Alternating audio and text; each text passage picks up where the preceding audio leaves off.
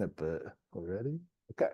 We're going to do just a little snippet on a theory. I always like to throw in some a theory, what I call turning the corner.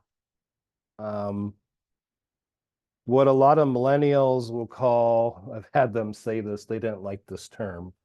Older people I work with like this term, turning the corner. It appeals to them.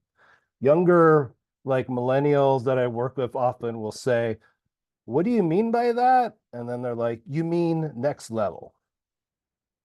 Yeah, okay, we'll call it next level for young people. So this is the idea during the healing process, especially with something more complicated that we're going to see, when people literally start to turn the corner.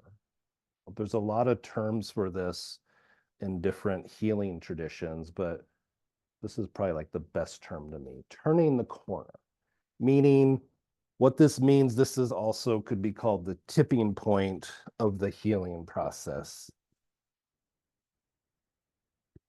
Tipping point. Okay. That tipping point, kind of like with the cleanse, right? We're at that mark where we've reached the apex of how difficult this is going to be. People are now really starting to have symptoms of improvement show up. And they're really getting usually physically and emotionally kind of excited. So in natural medicine theory, it's that sign we reach like the apex of how complicated this is going to be. Everything else is going to be kind of like momentum and downhill. As long as they don't slip, right? And do something to really disrupt the process, or practitioners, we don't slip. So what I always tell people and the rule that I follow is that when people come in, they're going to tell you this just in their own words, and it's easy to spot, by the way. Somebody that I saw today that I've worked with for a little bit that had parasites and all kinds of stuff, and like very sensitive person. Like just the second she walked in, I could tell her skin is finally clearing up and she's not yellow faced anymore. And her eyes were just the whites of her eyes, like with the intestines, right, were just clear. And her voice was stronger. She seemed just happier and more positive about where she was at for the first time. And, everything was really making a really good improvement. And you could just tell she was at the precipice. So, as practitioners, when patients are here, the number one thing I can share with you is don't change a darn thing, right? Let the energy ride its course until it hits its natural, what we say, it wounds, or where people feel like they're hitting maybe a mini wall. Because if you change your approach, typically at this point, when people reach the tipping point, it means constitutionally that the entire Constitution is shifting in a positive way. So in the past, when I have been overeager because I love formulation and all this to tinker with it, it's always backfired. So what I do is I just don't really change much at all. Maybe I'll slightly tweak it. But from my work that I do with the patients, we're going to let this ride until it feels like the energy's kind of died out and then maybe hit like another kind of mini plateau. And then you can change, but allow things to naturally go through a cycle. That's the practitioner side. The other thing as a practitioner is we have to help the patient recognize they've arrived. Like this lady, today was kind of like, really? Like, she's like, I feel really good, but you think I'm there? I'm like, yeah, you're there. You're there. You could tell. Her pulse had changed, like everything had changed, right? Very, very cool.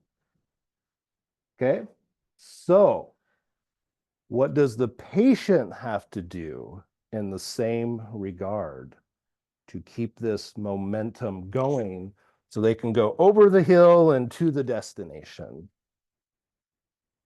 Same thing. Don't change anything radically.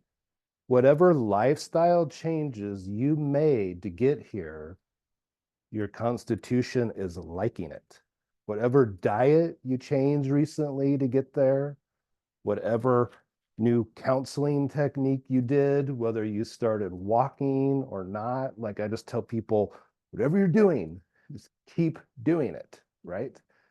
Whether you started a new exercise program or yoga or meditation or Pilates, whatever it is, your constitution is saying, please keep doing that and just keep doing it for as long as they can. Does that make sense? Everything is at the apex. Everything else is a little bit easier after this point.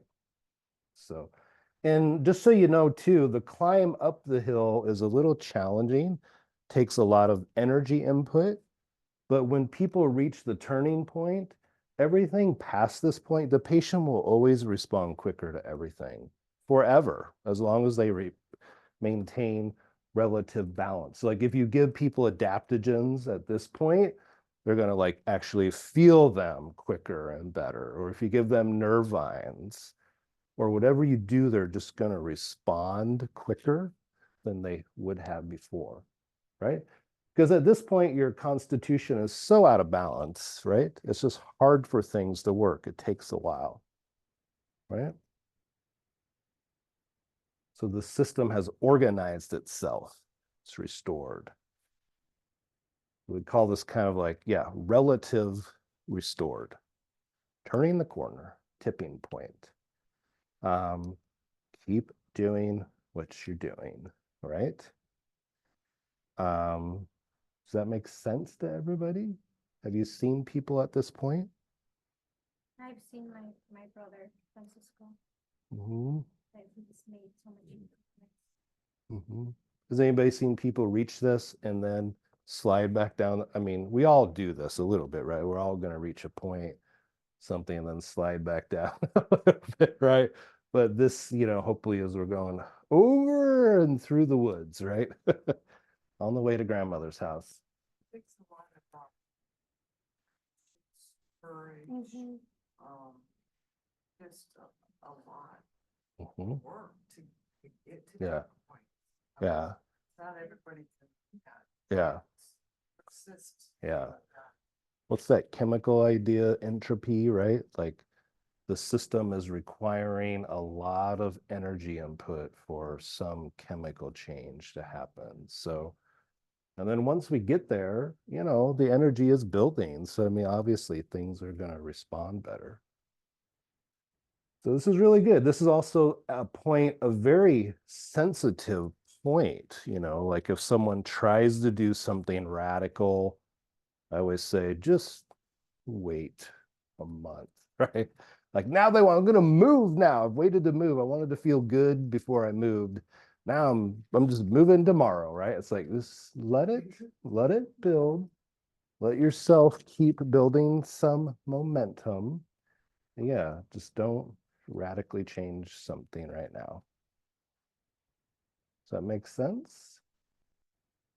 Right? We see this a lot with like addictions too, right? When people get over a certain hump, it's like a really exciting sign, right? Yeah. I think when you're trying to get them up to the tipping point, especially when you were a young practitioner, would you find that they would get impatient with the process? Like you would prescribe herbs and they're like, well, I'm not feeling anything, Nicholas. Like, I don't feel like Yeah. or like, how did you Yeah, but navigate see, that? I want people to be impatient with it, relatively speaking, just because so many people have bought into this idea that it takes forever to heal. And I mean, it takes forever to truly heal really deep, but people should be feeling some positive changes that get them excited. So, I mean, I want people to kind of put me on the hot spot, so to speak. A lot of this is, some of this is just mindset and education, right? Just letting people know, hey, you got here. I want you to go back home think about all these things you might think are little by maybe this diet change you made, maybe you started walking, 3 times a week. Whatever you did, maybe you got a new counseling technique or new counselor or something. Whatever you did, I want you to go home and think about it. Make sure you burn this into your memory. You got to the tipping point. Okay. Question? Other insights or questions? I mean, the truth of the matter is this is a big energy input here, right? You got to go uphill Would you a ever little have bit. to adjust your formula, like if they're not getting maybe the reaction you're hoping for, You mean at the tipping point or what? maybe before the tipping? Oh, before the tipping point, we're always going to change things constantly if we need to. Yeah, if people aren't making some degree of progress, we're going to change it anytime. Now, people might not feel it, but we can see it. We can feel it in their pulse. Spouses can see it, parents can see it in children.